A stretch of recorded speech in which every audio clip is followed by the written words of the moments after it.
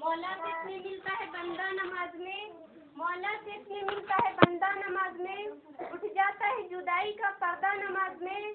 अरे मौला में और बंदे में रहता नहीं हिजाब, मौला में और बंदे में रहता नहीं हिजाब, बेपर्दा है तजल्ली मौला नमाज में।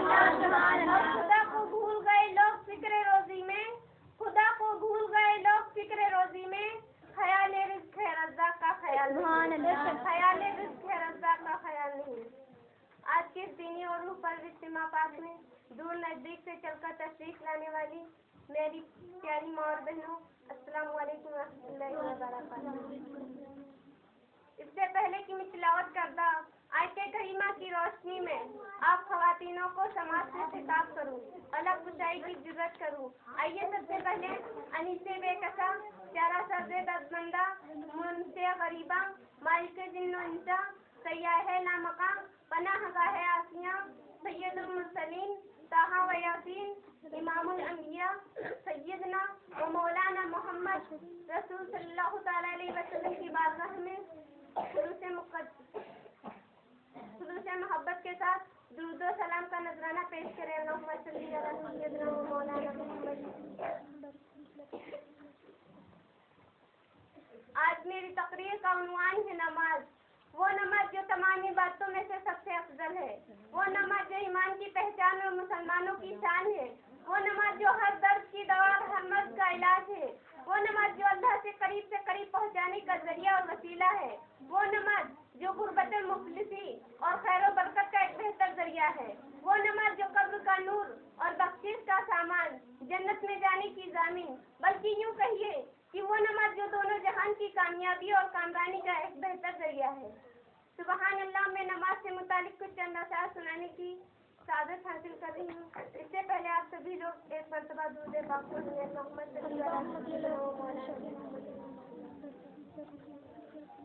दीदार हक दिखाएगी ये बीवियों नमाज, दीदार हक दिखाएगी ये बीवियों नमाज, जन्नत तुम्हें दिलाएगी ये बीवियों नमाज। दरबार मुस्तफा में तुम्हें लेके जाएगी, दरबार मुस्तफा में तुम्हें लेके जाएगी, खालिक से बख्शवाएगी ये बीवियों नमाज। और इज्जत के साथ नूरी लिबास अच्छे जेवरात, इज्जत के साथ नूरी लिबास अच्छे जेवरात, सब कुछ तुम्हें दिलाएगी ये बीवियों नमाज।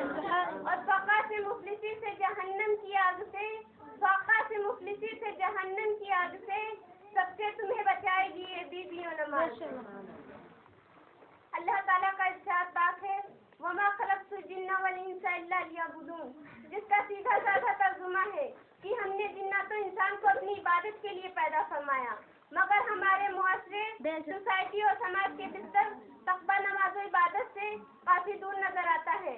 नमाज की पाबंदी तो दूर की बात है, हैरत तो ये है कि हमारे मुआशरे में 75% तबका, चाहे वो मर्द हो या औरत, बूढ़ी हो या जवान, उसे तो ये भी खबर नहीं कि नमाज कितनी है, किसका क्या वक्त है, इसके पढ़ने का तरीका क्या है, कौन फर्ज है कौन वाजिब, कौन सुन्नत है कौन नफ्ल, नेक फर्ज और वाजिब में क्या क्या फर्क है, सुन्नत और नफ्ल में क्या क्या एहकाम है।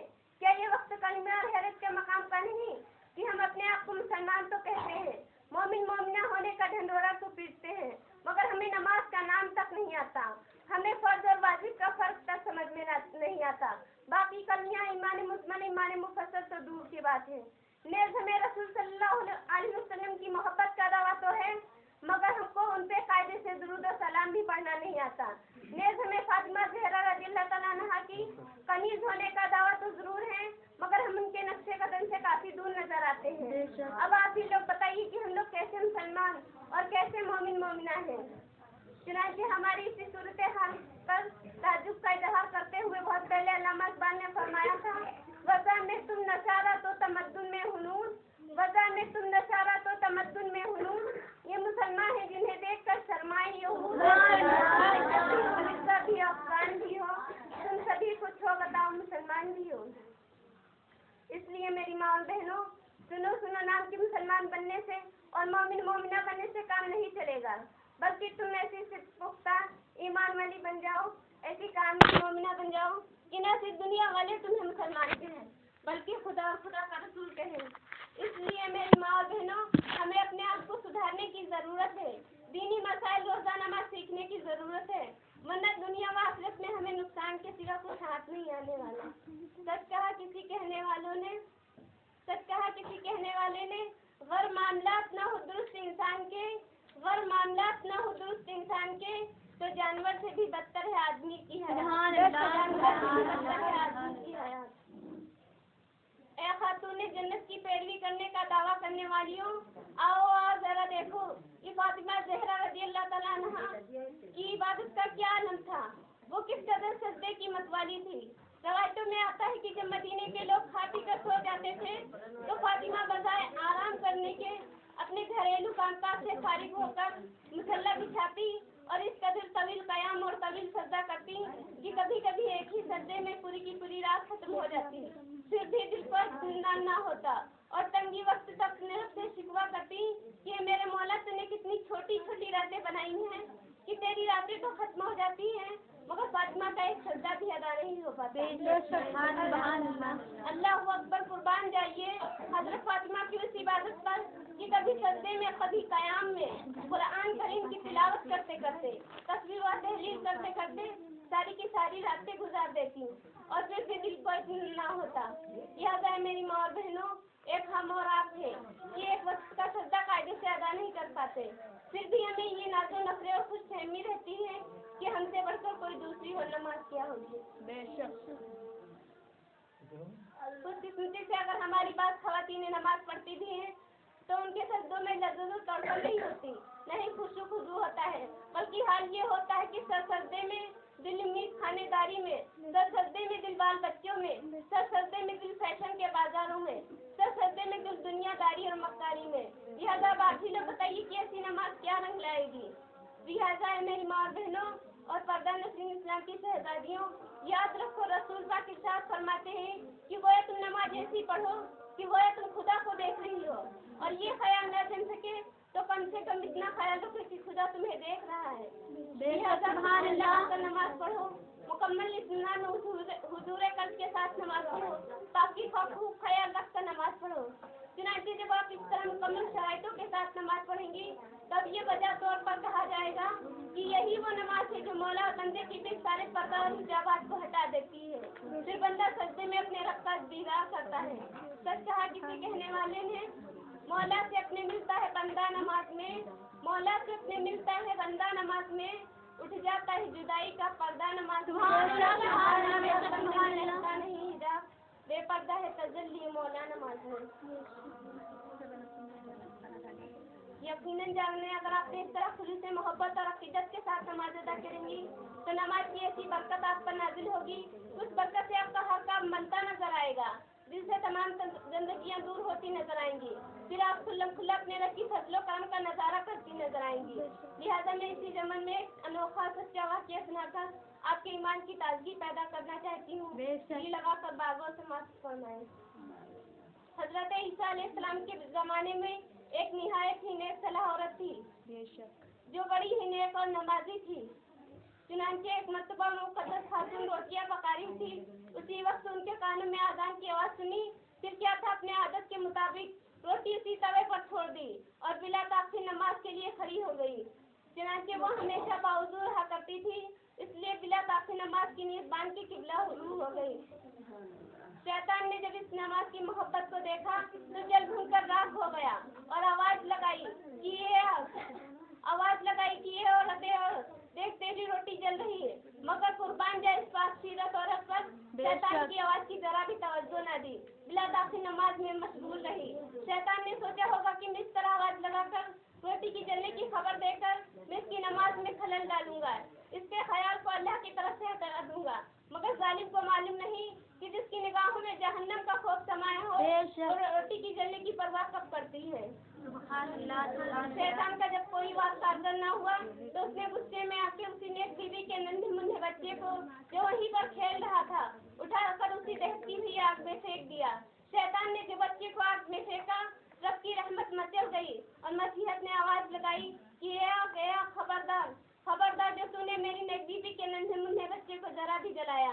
ये आग सुनने की तेरा काम तो जलाना है, मगर आज तो इस नन्हे मुन्ने शहजादे के लिए आग नहीं खिलौना बन जा। सुना कि वो बच्चा आपके अंगारों से ऐसा खेलता रहा जैसे कोई खिलौनों से खेलता है। सुभान अल्लाह। बात की तरह धीरे धीरे हजरत ईसा अलैहिस्सलाम तक पहुंची तो आपने उस पाकसीरत औरत को बुलाया और पूछा कि औरत, आखिर तुम्हारे अंदर वो कौन सा ऐसा प्यारा महबूब अमल है जिसकी बरकत से तुम्हारा बच्चा आपके अंगारों से खेलता रहा और जिस्म पर जरा भी खराश तक नहीं आई। तो उस औरत ने जवाब दिया कि हुजूर, मेरे अंदर बज़ाहिर ऐसी तो कोई बात नहीं है, मगर हाँ इतना जरूर है कि मैं हमेशा बावजू रहा करती हूँ और जैसे ही नमाज की आवाज़ सुनती हूँ, जैसे ही अज़ान की आवाज़ सुनती हूँ फौरन नमाज के लिए खड़ी हो जाती हूँ।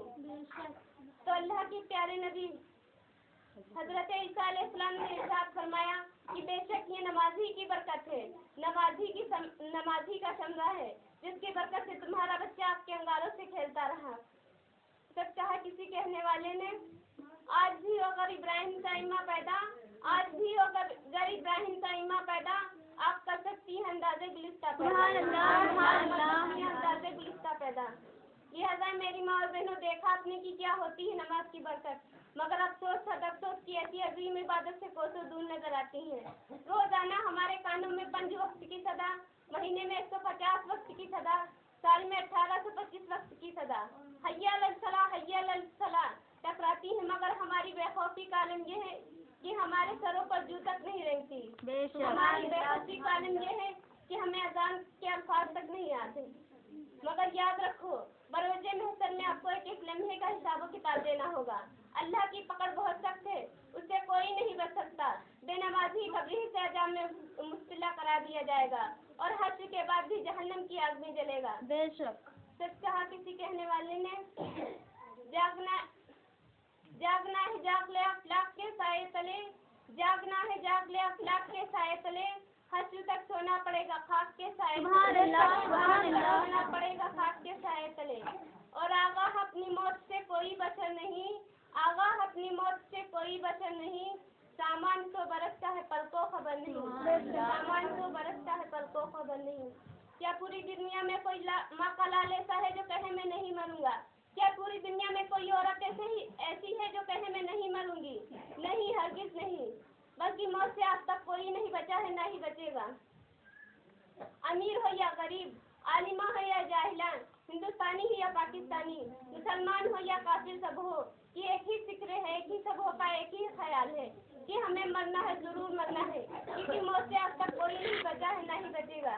लिहाजा मेरी माँ और बहनों, जब हम ये जान चुके हैं कि हमें मरना है और जरूर मरना है, तो फिर अल्लाह से क्यों नहीं डरती, रोजा नमाज क्यों नहीं करती? लिहाजा मेरी माँ और बहनों, क्या आपको मालूम नहीं कि चुगली और ग़ीबत इंसान की नेकियों को इस तरह खा जाती है जैसे आग लकड़ियों को खा जाती है।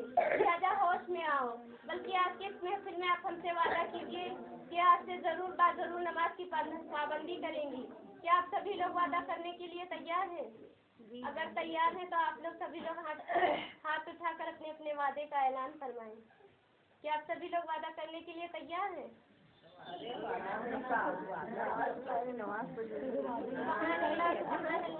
अल्लाह ताला हम सबको अपने अपने वादे पर कायम रहने की, नमाज पंजगाना की तौफीक अता फरमाए, इस्लाम से सच्ची मोहब्बत अता फरमाए, इस्लाम पर अपनी जान मान औलादों को कुर्बान करने की तौफीक अता फरमाए। उसकी चेहरे के मंसूर चुने साद रहे, खूब की चेहरे के मंसूर चुने साद रहे, बाग बाजाती हूँ मैं गुलशन तेरा आबाद।